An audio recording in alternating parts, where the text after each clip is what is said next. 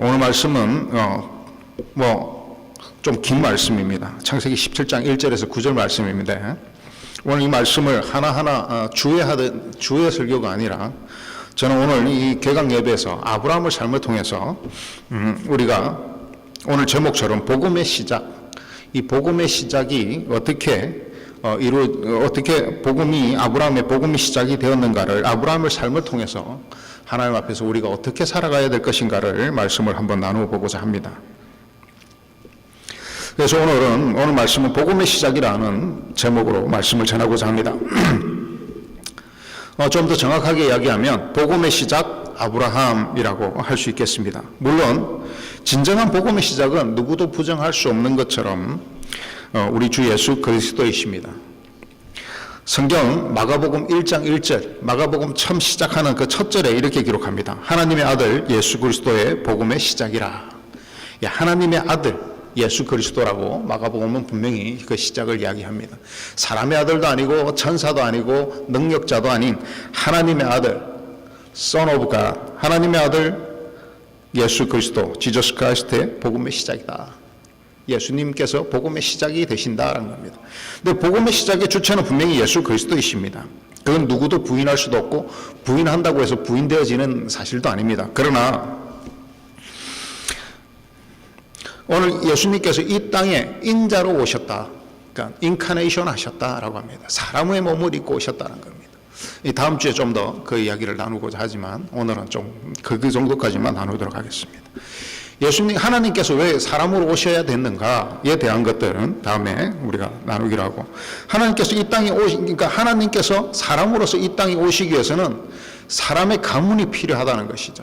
그래서 그 가문을 선택하게 되는데, 아브라함을 하나님이 찾으시는 것은 하나님이 메시아를 보낼, 예수 그리스도 그 메시아를 보낼 그 가문이 어떤 사람이 적당할까, 어떤 사람이 마땅할까를 찾으셨다는 겁니다. 그래서 정확하게는 복음의 시작은 예수 그리스도이지만 복음의 시조가 되는, 복음의 그 시작의 그 가문이 되는 그 시작이 바로 아브라함이 되었다라는 것입니다. 마태복음 1장 1절, 아까는 마가복음이고 1장 1절이고 오늘은 지금은 마태복음 1장 1절에 보면 아브람과 다윗의 자손 예수 그리스도의 계보라 이렇게 시작을 합니다. 마태복음 처음 시작에 아브람과 다윗의 자손, 아브람은 시조죠. 다윗은 아브람 가문에서 가장 훌륭한, 아까 본문에서 읽은 것처럼 그에게서 많은 왕들이 나올 것이라고, 하나님이 그의 기업이 될 것이라고 약속하신 그 말씀대로 가장 위대한 인물, 아브라함 가문에서뿐만 아니라, 그러니까 물론 모두가 아브라함의 가문의 사람들이지만 이스라엘이 그 중에서도 가장 뛰어난 사람이 다윗이기 때문에 아브라함과 다윗의 자손 예수 그리스도의 계보다, 족보다 이렇게 기록하고 있습니다. 그러므로 예수 그리스도는 아브라함의 자손이다라고 신약 성경 가장 처음에 있는 마태복음 1장 1절 첫 시작에 예수 그리스도는 아브라함의 자손이다라고, 인간적으로는 아브라함의 자손이다라고 기록을 하고 있습니다. 오늘 우리가 아브라함이 어떻게 예수 그리스도의 그 혈통이 시작이 될 수 있었고 복음이 시작이 될 수 있을까, 그리고 그는 어떤 복을 누렸고 어떤 그 복음의 정인의 삶을 살았기 때문에 그 메시아가 그 가문에 태어나는 그러한 하나님의 은혜를 누릴 수 있었을까를 오늘 말씀을 통해서 한번 살펴보고자 합니다. 오늘 그 말씀을 살펴보기 이전에 아브라함이 어떻게 하나님의 복의 증거가 되었고 메시아의 그가 오시는 그 가문의 시조가 되을 수 있었는가를 보기 전에 오늘 우리가 먼저 우리 한번 삶을 돌아봤으면 좋겠습니다. 제가 우리 교회 부임한 지 꼭 2년 2주가 지났습니다. 2년 2개월이 아니고 2년 2주가 지났습니다. 처음 교회에 오게 되었을 때 많은 어려움들이 있었습니다. 그리고 어려운 가운데 부임해달라고 청빙을 부탁을 받았고, 그렇게 해서 저도 그냥 이렇게 이제 청빙을 부탁받은 그냥 온 게 아니라 청빙 과정을 거쳐서 공고를 내고 한 50명이 가까운 목사님들이 지원을 하고, 저는 사실은 좀 망설이긴 했습니다.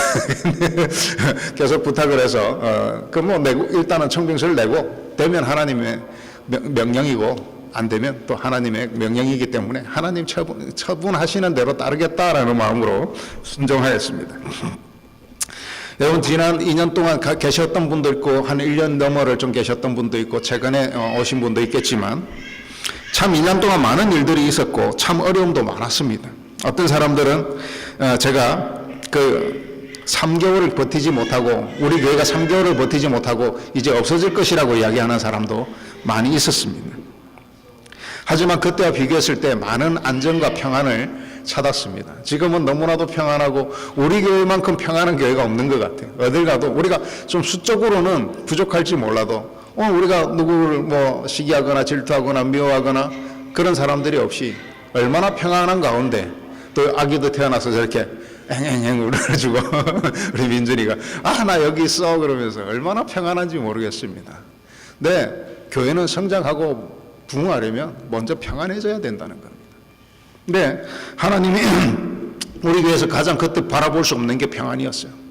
근데 기적과 같은 가장 바라볼 수 없는 가장 기적과 같은 그 평안이 우리에게 있고 또 오늘 우리에게 그때보다도 더 회복되어지고 성장한 모습들이 있습니다. 물론 앞으로도 더 안정되어져 가야 될 것이고 또 우리가 부흥해야 되고 또 하나님의 복음을 전해야 되는 숙제들은 우리가 여전히 가지고 있습니다.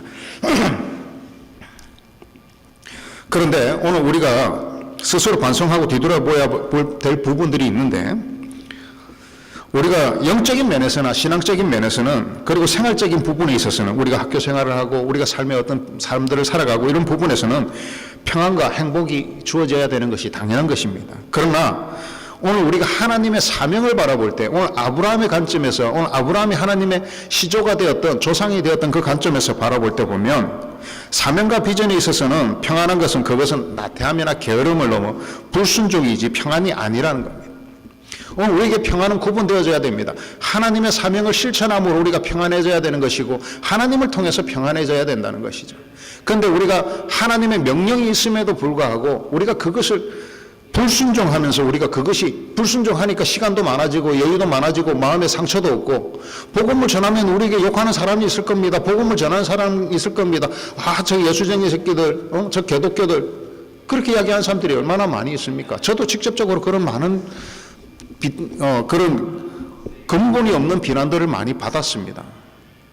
그럼 저는 오히려 더 오기가 생겨서 그분들에게 복음을 전했고 많은 분들이 하나님을 믿게 되었다는 것이죠. 여러분 어려운 일을 할 때는 반드시 리스크가 따르기 마련입니다. 큰 일을 할수록 많은 일들이 생기기 마련입니다. 하지만 여러분 우리가 하나님의 명령을 따르지 않는 것은 그거는 게으름과 나태함을 넘어 불순종이라는 것을 아셔야 된다는 거예요.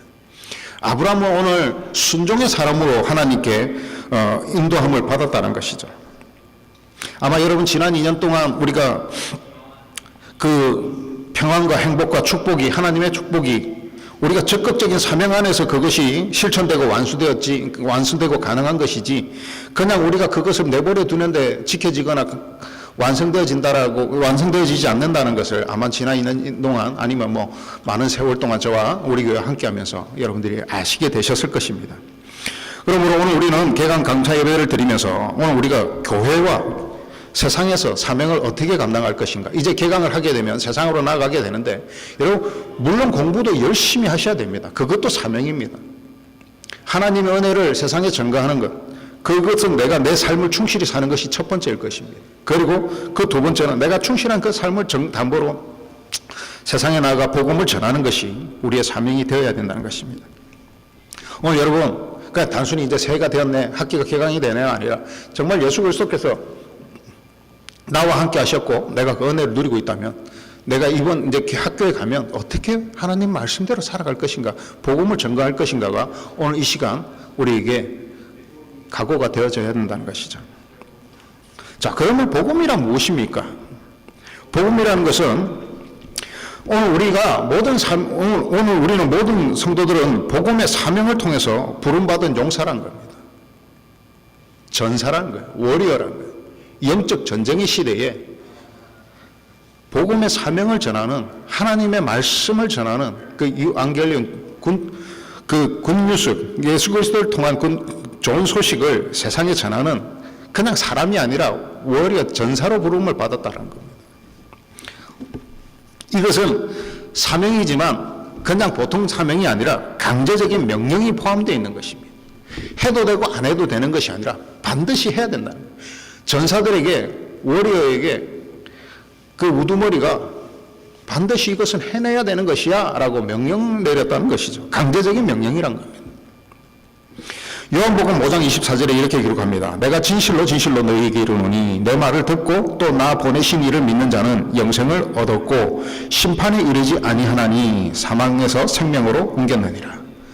우리가 하나님을 믿지 않을 때는 사망의 상태입니다. 그런데 하나님의 믿음으로 사망에서 생명으로 옮겨졌다는 것이죠.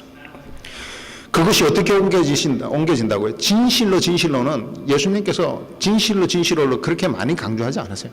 근데 이 말씀은 정말 진실로 진실로 너에게 내가 이르노니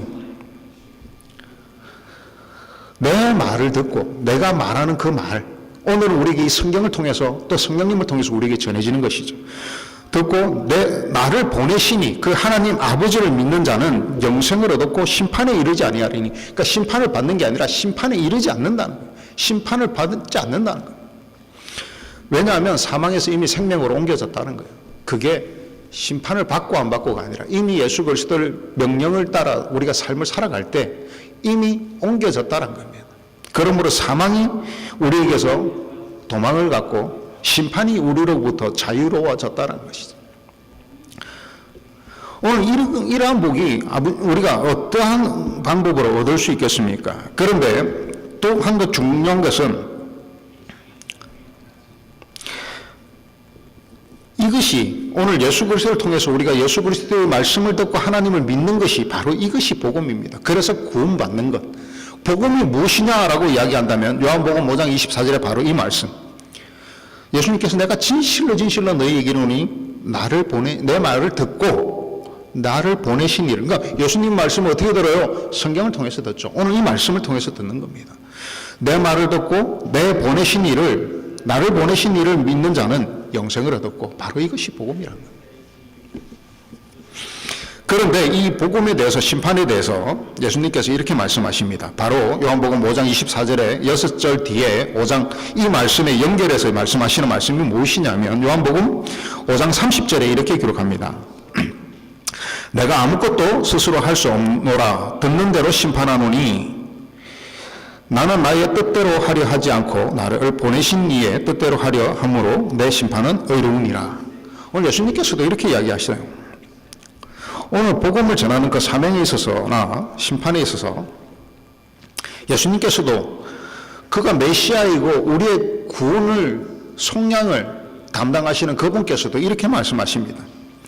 아무것도 내가 스스로 할 수 없다. 오직 나를 보내신 그 하나님 아버지의 뜻대로만 할 뿐이다. 나는 순종하는 자다. 하나님께 충성하는 자다라고 말씀하세요.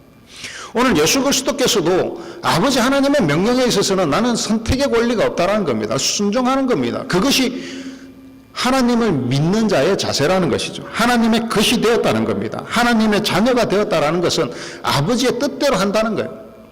하나님은 내 아버지라고 이야기하면서도 내 마음대로 살아가는 것은 하나님과 상관없는 삶이에요. 그러니까 하나님의 아들이 아닙니다. 누가 아버지의 뜻을 거스리겠습니까? 물론 거스른 사람도 있습니다. 그런 뜻이 아니라 정말 진정한 만왕의 왕이신 그 하나님 아버지께서 틀림이 없으신, 오류가 없으신 그분께서 말씀하실 때 우리가 따르지 않는다라는 것은 그것은 하나님을 믿지 않는다라는 것이죠. 오늘 우리가 하나님이 주시는 구원의 은혜는 참 감사하고 그것이 참 받고는 싶습니다.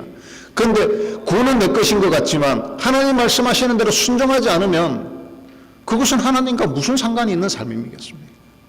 오늘 예수 그리스도께서를 통하여서 우리에게 가장 중요한 사명은 복음 전하는 것입니다.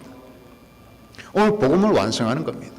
네가 사망으로 옮겨져서 죽음을 경험하지 않는 것, 네가 영원한 생명을 얻은 것, 그것이 끝나는 것이 아니라 네가 그 생명을 얻었다면 그것이 값없이 얻어진 너의 대가가 치러지지 않은 하나님의 선물인 줄 안다면 복음을 전하라는 것입니다. 그리고 하나님 방법은 이런 겁니다. 내가 10,000원을 받았습니다. 그런데 다른 사람한테 10,000원을 주면 10만 원, 100만 원을 너에게 공짜로 더 주겠다는 거예요. 그래도 안 전하는 그냥 만원 지고 이 눈앞에 이 만원만 보이고 이 만원 뭐 뺏기면 큰일 날 것처럼 살아가는 모습이 오늘 우리의 모습인 것이죠. 오늘 복음을 전하지 않은 모습은 그런 모습과 비교될 수 있습니다.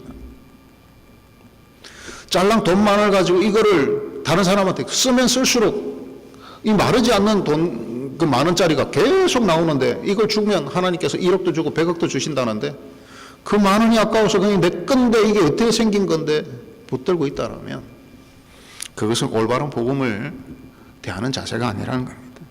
하나님께서 예수님께서 달란트 받은 자를 통해서 뭐라고 말씀하세요? 그러면 그것마저도 빼앗을 것이라. 그건 내 것 같지만 그건 내 거 아니에요. 하나님 그것마저도 빼앗으신다는 겁니다. 여러분, 사망에서 생명으로 옮겨졌다는 말은 하나님의 소유가 되었다는 것입니다. 우리의 신분이 죄인과 사망의 존재에서 하나님의 아들인과 동시에 구원받은 신분으로 변경이 되었다는 것이죠. 제가 지금 아마 아시는 분 아시겠지만 미국에서 이제 영주권을 진행하고 이제 거의 막바지에 이르렀습니다. 여러분들에게 따로 한번 설교로 보고를 드리겠지만 이제 마지막 단계를 지나서 기다리기만 하면 되는 단계에 이르렀습니다. 그동안 많은 어려움들과 정말 많은 물질이 들어갔습니다. 제가 감당하기 힘들 정도의 많은 물질이 정말 이 돈을 낼 거면 나는 그냥 미국 영주권 안 받았으면 좋겠다. 포기를 할까 몇 번을 저희 사모에게 이야기했고. 근데 교회를 위해서는 어쩔 수 없는 그 선택이었기 때문에 그 선택의 길들을 갔습니다. 근데 미국 영주권도 대단하지만 우리는 천국의 시민권을 하나님께서 주셨다는 거예요. 천국이 이미 사망에서 영생으로 옮겨졌다는 건 이미 하나님께서 우리에게 천국을 허락하셨다는 겁니다. 오늘 우리가 천국을 소지한 소유환자로서 미국 영주권도 그렇게 입받기가 힘든데 하나님이 값없이 주셨기 때문에 그것이 값없는 것이 아니라는 겁니다. 여러분, 내가 대가를 치르지 않았기 때문에 그 하나님이 주시는 가치가 별것 아닌 것처럼 여겨지고 있다면 사랑하는 여러분 그것은 정말 어리석은 생각이라는 것을 아셔야 되는 것입니다. 그것은 하나님께서 사랑이 많으시기 때문에 우리를 위해서 그 한량없으신 사랑을 베푸는 것이지, 오늘 우리의 부모님도 마찬가지입니다. 우리가 뭘 해줘서 베풀어 주시는 것이 아니에요. 사랑하기 때문에 그 사랑을 담보로 주시는 것이죠. 그런데 우리가 대가를 치르지 않았다고 해서 전혀 대가가 없는 것이 아닙니다. 이것은 대가라고 말하기는 힘들지만 그러나 이 구원이 흔들리지 않기 위해서는 복음을 전해야 된다는 거예요. 구원의 완성은 다시 그 복음을 전하는 것입니다. 이 사명의 완성은 복음을 전한 것까지 포함이 된다는 것이죠.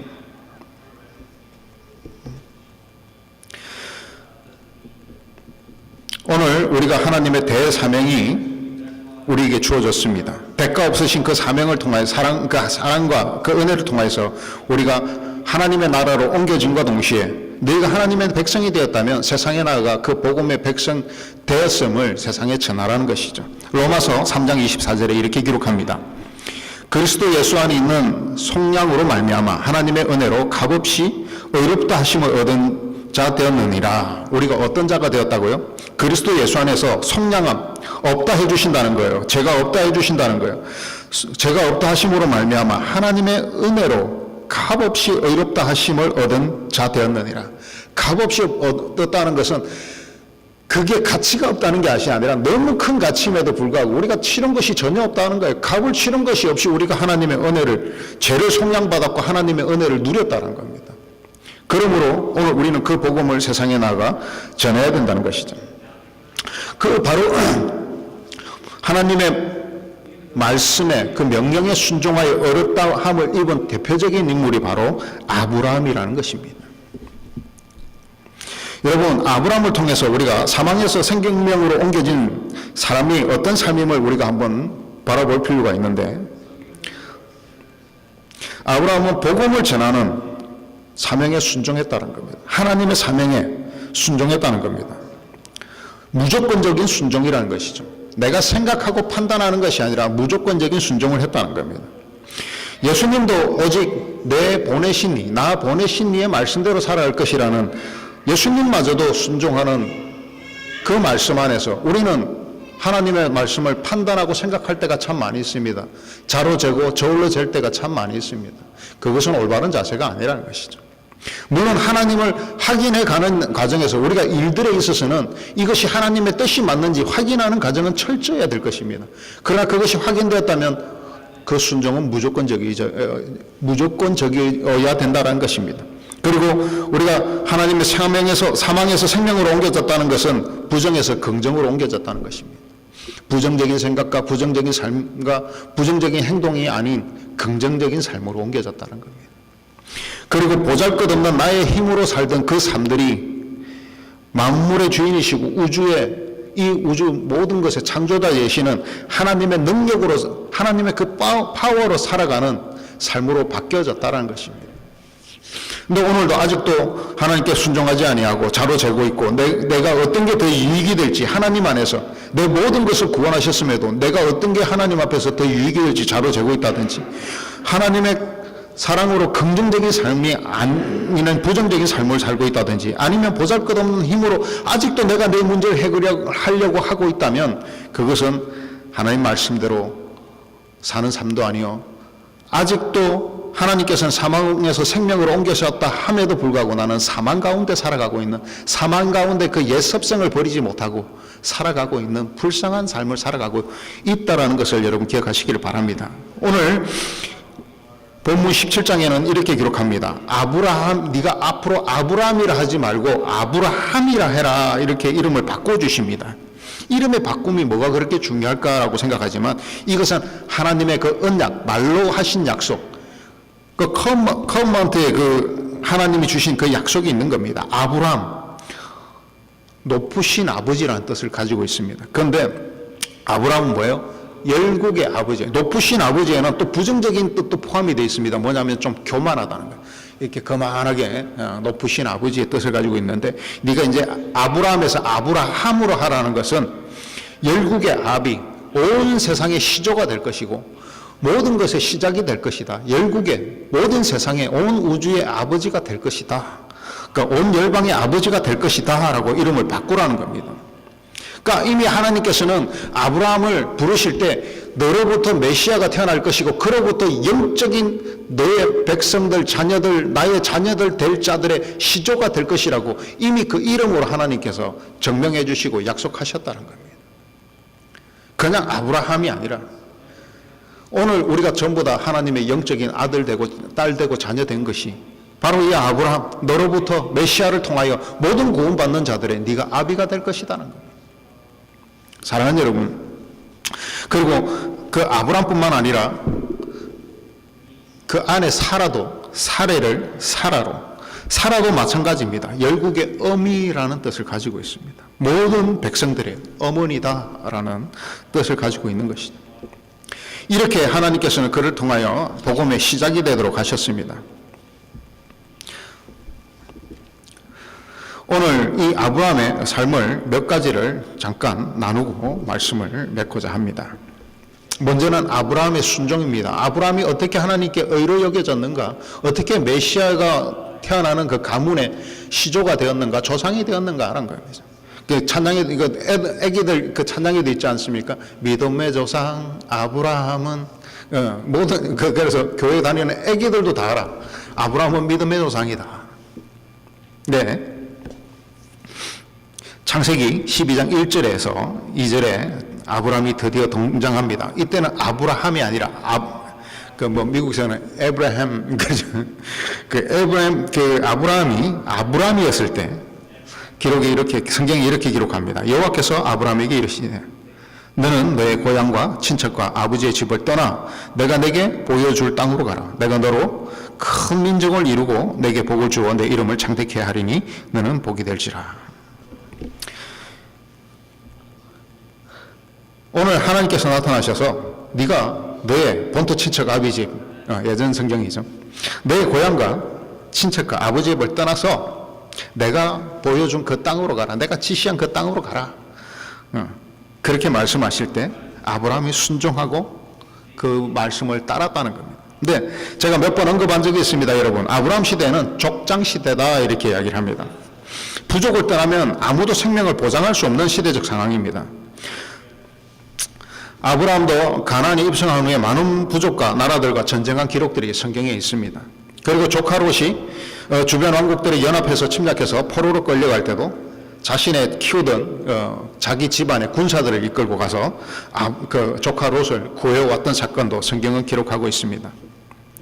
그리고 아브라함이 그 자기 고향 본토 친척 아비집을 그 하란을 떠났을 때가 175세를 살았던 아브라함이 75세에 적지 않은 나이였습니다. 75세에 자기 가소를 이끌고 자기를 눈으로 보이는 능력 안에서는 자기를 보호해 줄 수 없는 그 길을 떠나게 됩니다. 아브라함은 자신의 안전보다도 하나님의 신뢰함이 있었기 때문에 하나님께서 반드시 지켜주실 줄 믿고 이 우주 만물을 창조하신 그분께서 나를 지켜주실 것이라는 그 믿음을 가지고 그 길을 떠났다는 겁니다. 사랑하는 여러분, 나이 75세에 우리가 하나님이 말씀하셨다고 그거 순종하고 따라갈 수 있는 사람 얼마나 되겠습니까? 그런데 하나님의 복을 누린 사람들의 특징은 보이지 않는 곳에서 실체가 없는 그때에 히브리서 11장에도 말한 것처럼 믿음은 바란 것들의 실상인 것처럼 오직 그 실상이 드러나지 않는 믿음만을 바라보면서 그 길을 순종했을 때 하나님께서 은혜 주셨다는 거예요. 아브라함은 그 당시 상황으로는 그 길을 나섰다는 것은 죽음을 각오했다는 겁니다. 이미 그냥 내 가족 다 죽더라도 하나님 지켜주실 줄 믿고 그 믿음 하나로 하나님이 말씀하시는 그 삶대로 나아갔다는 것입니다. 오늘 사랑하는 여러분, 오늘 여러분들이 하나님의 명령에 얼마나 순종하고 있습니까? 오늘 여러분들은 하나님 말씀하시는 대로 그 삶들을 잘 살아가고 계시냐는 것입니다. 나는 참 하나님 안에서 은혜를 받고 싶고 참 성공하고 싶고 참 잘되고 싶어라고 말씀하시지만 그런 하나님의 말씀대로 살아가지 않고 하나님의 명령대로 순종하지 않는다면 결코 그 일은 이루어지지 않을 것입니다. 사랑하는 여러분, 내가 구원의 기쁨을 누리지 못한다면 그것은 사명에 대한 순종이 없기 때문인 것을 여러분 한번 바라보시기를 바랍니다. 아무리 여러분들이 열심히 살아도 사명을 감당하지 않으면 그 기쁨은 영원히 맛보지 못할 수도 있을 것입니다. 그 구원의 실체는 신기루와 같이 확인할 수 없는 것이 될 수도 있습니다. 하나님의 은혜가 보이지 않습니다. 하나님의 은혜를 느낄 수가 없습니다. 하나님 앞에 나와 예배하는데 기쁨이 없습니다. 하나님에 대한 신뢰가 없고 하나님에 대한 순종이 없으면 늘 그럴 수밖에 없습니다. 나는 이 뜻을 바라는데 하나님이 저것을 말씀하실 때는 그것이 스트레스가 될 수밖에 없고 내가 불순종함으로 내가 즐거움이 없을 수밖에 없는 것이죠. 오늘 내가 판단할 수 있으면 왜 하나님을 믿습니까? 오늘 내가 내 생각이 다 맞다면 하나님의 명령과 하나님의 생각을 다 저울질해서 내가 다 판단할 수 있다면 왜 우리가 하나님을 믿습니까? 나를 믿어야죠. 하나님을 믿는다는 것은 절대로 그분이 옳으신지 알고 그분의 뜻대로 살아가는 것입니다. 오늘 기쁨이 없습니까? 이렇게 저렇게 살았는데도 안 풀린다면 늘 후회뿐이라면 그러면 하나님의 뜻을 따르는 방법밖에 남은 방법이 있겠습니까? 우리는 늘 취사선택을 하고 있습니다. 살아가면서 이것과 이것을 비교해서 이건 아니야 저건 아니야. 하나님이 여러분을 정말로 부르신다면 도관에 몰아놓고 선택은 딱 한 가지의 길로밖에 정할 수밖에 하나님이 여러분 부르실 때 그것은 은혜인 것입니다. 나는 이제 하나님 앞에 항복해야 돼. 아무것도 내 마음대로 할 수 없어. 근데 나는 이게 어떻게 내 즐거운 인생을 살아가? 그런 생각이라면 이미 그것은 잘못된 선택이에요. 정말 하나님이 그렇다면 사랑하신다면 여러분들을 정말 외길에 동안이 내놓고 하나님께서 강제적으로 여러분들을 명령하신다면 그것이 기쁨인 것입니다. 그것이 은혜인 것입니다.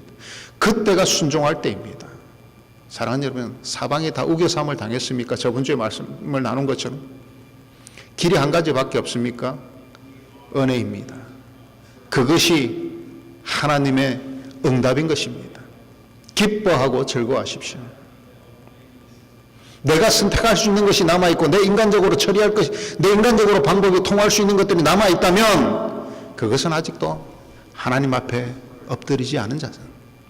하나님이 정말로 사랑하는 자라면 선택의 길이 분명하게 보여질 수밖에 없다는 것이죠.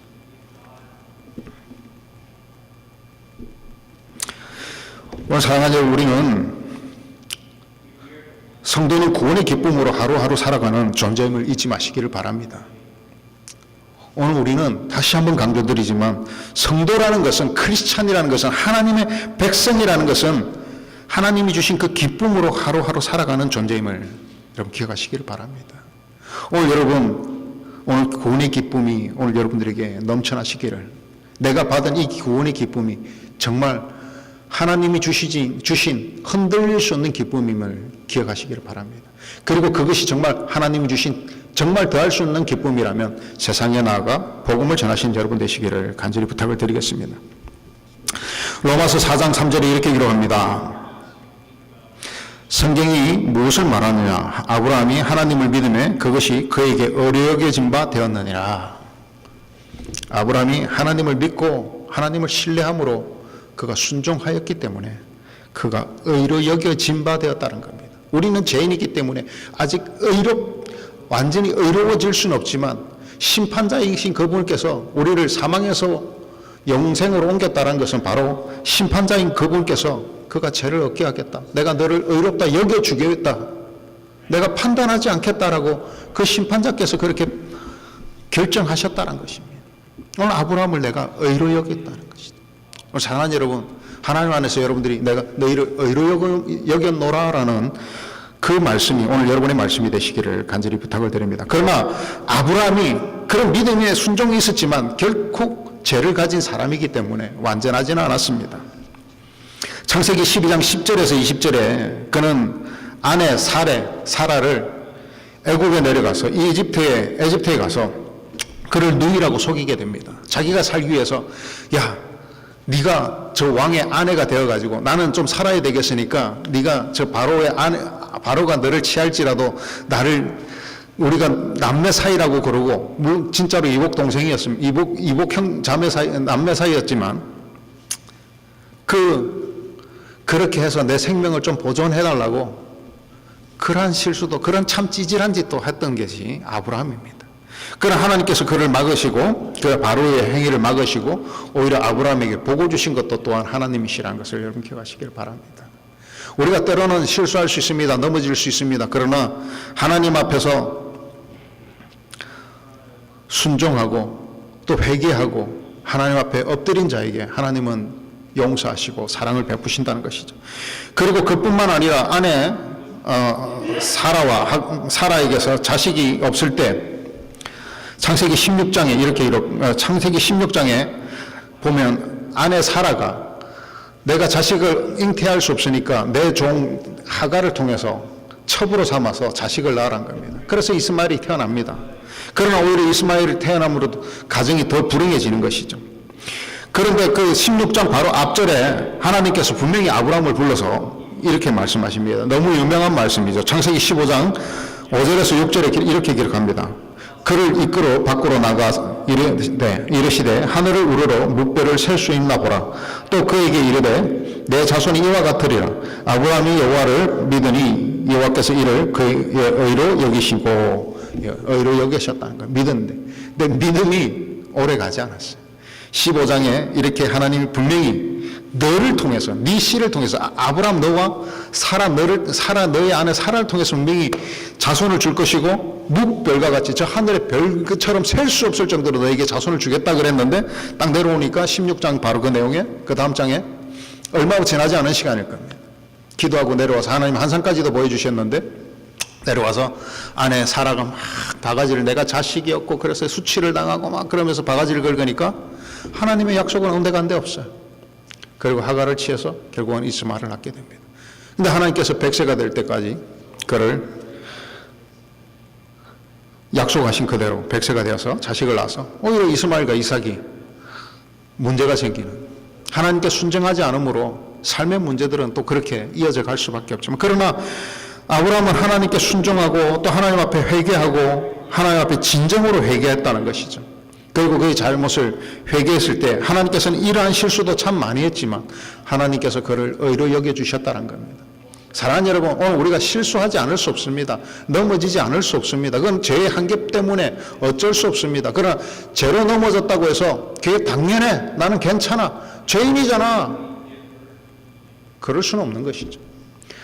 안 하려고 노력했는데 어쩔 수 없는 실수를 하게 될 때 하나님은 회개하는 자를 용서하신다는 겁니다. 아브라함도 큰 실수들이 많았습니다. 하나님의 약속보다도 현실에 넘어지는 때가 분명히 있었습니다. 그럼에도 불구하고 하나님께서는 그를 의로 여겨주셨다는 것이죠. 사랑하는 여러분, 문제 해결되지 않는 문제가 있습니까? 하나님은 여러분의 해결을 기다리십니다. 여러분의 진정한 기도를 기다리고 계신다는 것이죠. 용서받지 못할 죄는 없습니다. 하나님 안에서 진정으로 용서받지 못할 죄는 없습니다. 그러나 회개하지 않으면 그 죄는 그대로 있을 뿐이라는 것이죠. 사랑하는 여러분, 오늘 이 새해에 진정으로 기억나는 죄들이 있으면 용서를 하나님 앞에 회개를 구하시기를 바랍니다. 그리고 하나님의 용서를 잊고 진정한 하나님의 자유를, 진정한 하나님의 의리 여기심의 기쁨을, 그리고 사망에서 영생으로 옮겨지는 그 기쁨을 누리시는 여러분이 되시기를 간절히 부탁을 드리겠습니다. 마지막으로 아브라함은 믿음의, 그러나 마지막 그 순종이 또 아브라함이 하나님께 의로 여겨진 바 되었는데, 모리아산의 그 이야기는 참 많은 회자되는 이야기 중에 하나입니다. 창세기 22장 12절에 이렇게 기록합니다. 사자가 이르되 그 아이에게 내 손을 대지 말라. 그에게 아무 일도 하지 말라. 내가 내 아들 내 독자까지도 내게 아끼지 아니하였으니 내가 이제야 내가 하나님을 경외하는 줄을 아노라. 저는 아브라함이 100세까지 자식을 갖지 못한 것이 하나님께서 그를 테스트하신 마지막 테스트가 아니었나, 메시아를 보내기 위한 그의 믿음을 마지막 테스트가 아니었나라고 생각을 하게 됩니다. 왜냐하면 100세에 정말 꿈에도 생각지도 않았던 자녀를 가지게 되었습니다. 이삭이라는 자녀를. 그런데 하나님 어느 날 나타나셔서 그를 모리아산에 가서 산제물로 드리란 겁니다. 자기 자식을. 그것도 100세에나 주셔가지고. 여러분 포기할 수 있겠습니까? 저는 그렇게 절대 못할 것 같아요. 우리 애 하나님 앞에서 가서 상책이라도 하나 내라. 그것도 순종하기 힘들 것 같아요. 그런데 그 자식을 제물로 바치라는 거예요. 물론 오늘 본문 읽은 말씀처럼 하나님께서 그에게 양을, 그 뿌리 걸린 양을 허락하셔서 다른 제물을 드리게 하셨지만, 여러분 아브라함이 한 30쯤 됐을 때, 40쯤 됐을 때 이삭을 얻었다면 모르겠습니다.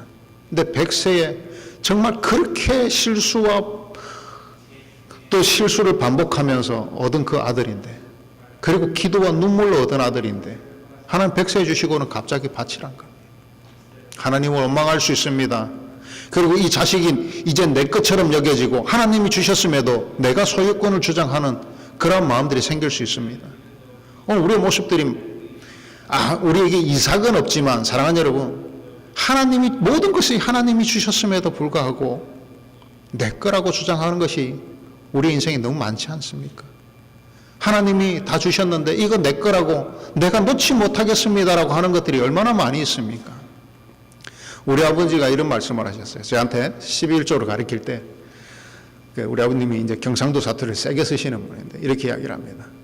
열나가 다 하나님 건데 하나만 달라니 얼마나 좋노? 얼마나 감사하노? 이게 무슨 말이냐면 10개가 다 하나님이 주셨는데 그 중에 10개 중에 하나만 달라고 그러시니까 얼마나 감사하냐. 10개 중에 10개 다 내놓으라 해도 다 내놔야 되는데 하나님 말씀하시면 하나님 하나만 내놓으라 하시는데 얼마나 감사하냐. 이 말씀을 저희 아버님이 하신 말씀이 제가 어릴 때부터 그 말씀이 늘 머리에 박혀 있습니다. 그렇습니다. 다 하나님이 주셨다고 우리 말로 기도할 때 참 멋있게 이야기를 잘합니다. 그런데 0.01개만 내놓으라고 그래도 하나님 잠깐만요. 하나님하고 저하고 오늘부터 모른 척 합시다. 하나님 누구세요? 그 욕쟁이 할머니가 그런 이야기가 있지 않습니까? 욕쟁이 할머니 집에 식당에 갔는데 그러니까 이거 밥 한 그릇 더 주세요 하면, 야, 이놈의 새끼야, 네가 갖다 처먹어라 이러는데 외상 좀 하니까 갑자기 존댓말로 누구세요? 라는 그 우스갯소리가 있는데, 우리의 모습이 그렇습니다. 하나님이 다 주셨다고 이야기하면서도 하나님의 소유권을 주장하면 누구세요? 오늘 저하고 단절하고 절규합시다. 그런 자세의 모습이 우리의 모습 아니겠습니까? 그러면서 하나님의 의를 얻고자 한다면 우리가 그런 사람들을 두고 파렴치라고 이야기하지 않습니까? 요즘 뭐 인터넷에 유튜브에 많이 떠돌아다니죠. 그런 파렴치한 사람들. 우리가 그런 사람들을 보고 손가락질하면서 정작 우리의 모습은 어떻습니까? 사랑하는 여러분, 그럼에도 불구하고 아브라함은 순종함으로 하나님께 의로 여겨진 바 되었다는 것입니다. 오늘 내 것이 있습니까? 내가 주장할 것이 있습니까? 오직 하나님의 은혜일 수밖에 없습니다. 아브라함은 그것을 알고 있었기 때문에 하나님께 순종하는 삶을 살았던 것이죠. 오늘 우리에게 복음의 명령이 오늘 우리에게 전해져 우리 앞에 놓여져 있습니다. 우리가 사망에서 생명으로 옮겨졌다면 그 생명이 얼마나 귀하고 기쁜지 안다면 그것을 값없이 주셨고 값없이 전하라고, 그리고 전하면 너에게 더 복이 있을 것이라고 오늘 우리에게 하나님께서는 명령하시는 것이죠. 오늘 내가 가지고 있는 평안이 내 것이라고 생각한다면 우리는 아브라함과 정말 멀고 먼 삶을 살아가고 있는 것입니다. 아브라함은 가장 귀한 것을 내놓으라고 할 때 그는 정말 마음이 아팠지만 하나님의 그 말씀에 순종하는 그 믿음의 길을 걸어갔다는 것이죠.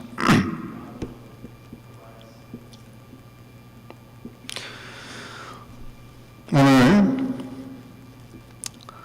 우리가 하나님 안에서 순종을 고백하면서도 구원은 오케이, 사명과 부담과 귀찮음은 노라고 생각한다면 그러한 삶은 결국 그것을 온몸으로 거부하면서 하나님 앞에 불순종하는 삶이라면 그것은 온전한 삶이 아니라는 것을 기억하시면서, 사랑하는 여러분,